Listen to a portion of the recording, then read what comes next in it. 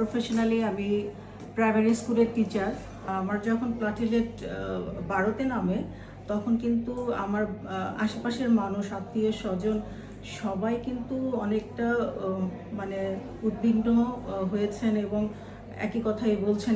আজকেও যেমন কথাটা শুনে আমি বাসা থেকে বের হয়েছি যে এখনও তুমি হসপিটালে গেলে না, এরকম একটা বিষয় যে বাসায় থেকে ডেঙ্গু সম্ভব, মানে বিষয়টা অনেকের কাছেই আসলে অজানা। ডেঙ্গু জ্বর হলে যে হাসপাতালে ভর্তি হতে হবে এবং প্লাটিলেট কমে গেলে যে আপনার প্লাটিলেট ট্রান্সফিউশন ব্লাড ট্রান্সফিউশন দিতে হবে, এটা সম্পর্কে আজকে আমরা একটা ইম্পর্টেন্ট বার্তা দিব। আজকে একটা কথা বলবো, আমার একজন আদর্শ রোগী যাকে বলা হয়, ওনার নাম হচ্ছে জাকিয়া সুলতানা।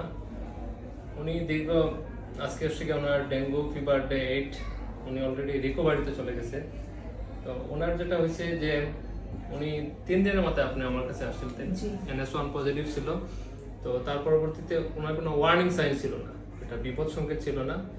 এবং এক সময় ওনার হচ্ছে গিয়ে প্লাটিলেট প্রথম দিকে 1 লাখ 1.5 লাখের উপরে ছিল, এরপরে গ্রাজুয়ালি কমতে কমতে প্রায় সর্বনিম্ন 12,000 আসছিল।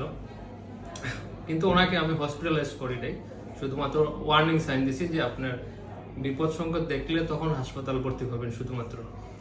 এছাড়া ওনাকে যেভাবে চিকিৎসা দিছি এভাবেই উনি বাসায় চিকিৎসা নিয়েছে। তো সরাসরি ওনার কাছ থেকে শুনবো আসলে আপনার এই ডেঙ্গু জার্নি গত 7 দিন থেকে আপনার কি অভিজ্ঞতা মনে হয়?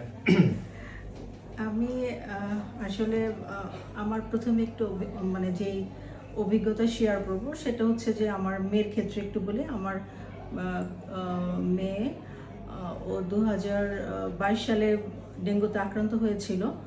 তখন বিষয়গুলো আমি আসলে তেমন কিছু জানতাম না। তো আমি যে ডক্টর দেখিয়েছি বা যেটাই হোক, ওর যখন 20,000-এ প্লাটিলেট গিয়েছিল, তারপরে কিন্তু ডক্টর আমাদেরকে বলেছিল যে হসপিটালাইজড করতে। এবং হসপিটালাইজড শুধু না, সেখানে করার পরে একদম কিন্তু ICU পর্যন্ত মানে আমাদের যেতে হয়েছে। তো আমার মানে মোট মনে হয় যে 4 দিন এরকম আমরা হসপিটালে ছিলাম।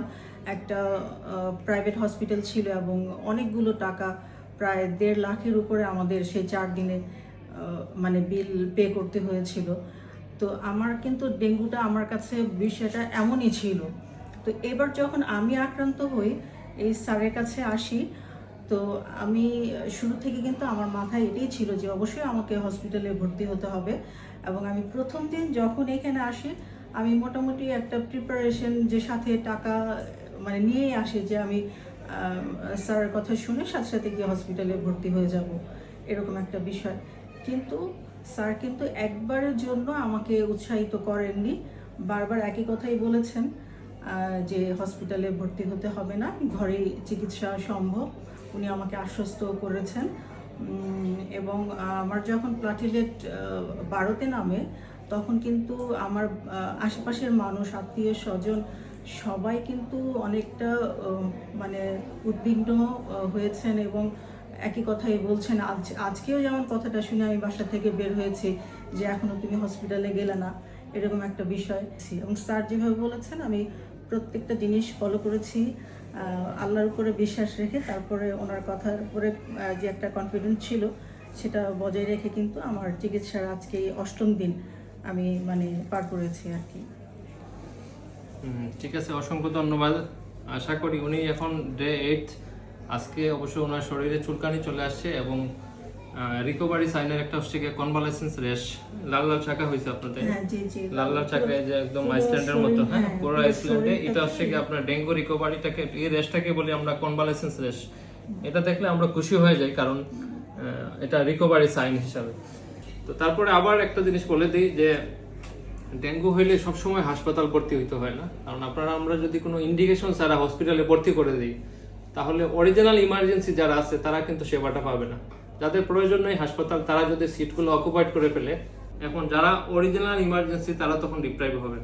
তাহলে ডেঙ্গু জ্বর হইলে সাধারণত কিছু কন্ডিশনে আমরা হাসপাতাল ভর্তি হতে হবে। যেমন ওনাকে যেটা আমি প্রেসক্রিপশনে লিখে দিছি যে খুব প্রচণ্ড যদি পেট ব্যথা হয়, পেটে পানি চলে আসে, কিংবা আমার শ্বাসকষ্ট হয়, ফুসফুসে পানি জমা হয়, অথবা অনেক বেশি বমি হয়, পাতলা পায়খানা হয়, কোনো কিছু না খেতে পারে, শরীর একদম অবসন্ন হয়ে যায়, তখন হাসপাতাল ভর্তি হতে হবে।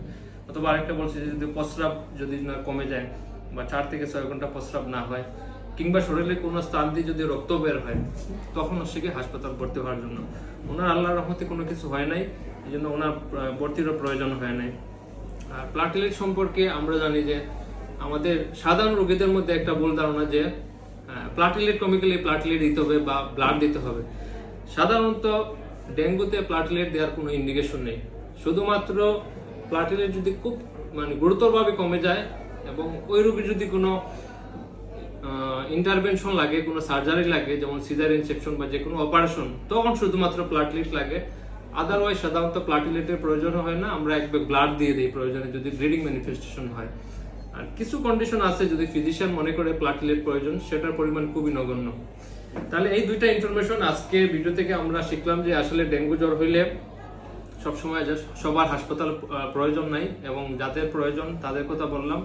আর প্লাটিলেট কমে যাওয়া মানে আপনার প্লাটিলেট ট্রান্সমিশন নয়, বরং তার ক্লিনিক্যাল কোনো সাইন আছে কিনা না, ব্লিডিং ম্যানিফেস্টেশন আছে কিনা না, সেটা আমরা গুরুত্ব দিব। আর সিবিসিতে আমরা প্লাটিলেটকে বেশি গুরুত্ব দিই না, আমরা গুরুত্ব দিই সাধারণত হেমাটোক্রিটটা দিই। হ্যাঁ, হেমাটোক্রিট কমলো নাকি বাড়লো, এটার উপর আমরা বেশি গুরুত্ব আরোপ করব। তাহলে পরিশেষে আপনি আপনার সম্পর্কে আপনি কি অ্যাওয়ারনেস দিতে চান মানুষকে? বাসায় থেকে ডেঙ্গু সম্ভব বিষয়টা অনেকের কাছেই আসলে অজানা। তো এটা আমার কাছে একদমই একটা নতুন একটা অভিজ্ঞতা বলা যায়, এবং অবশ্যই ভালো একটা অভিজ্ঞতা যে এটা আমি আমার আশেপাশের মানুষজনকেও এটা আমি শেয়ার করতে পারবো যে বিষয়টা আসলে খুবই ইজি আর কি। আর হচ্ছে যে পরিশেষে অবশ্যই আমি এই আবু কামরান রাহুল স্যারের দীর্ঘায়ু কামনা করছি।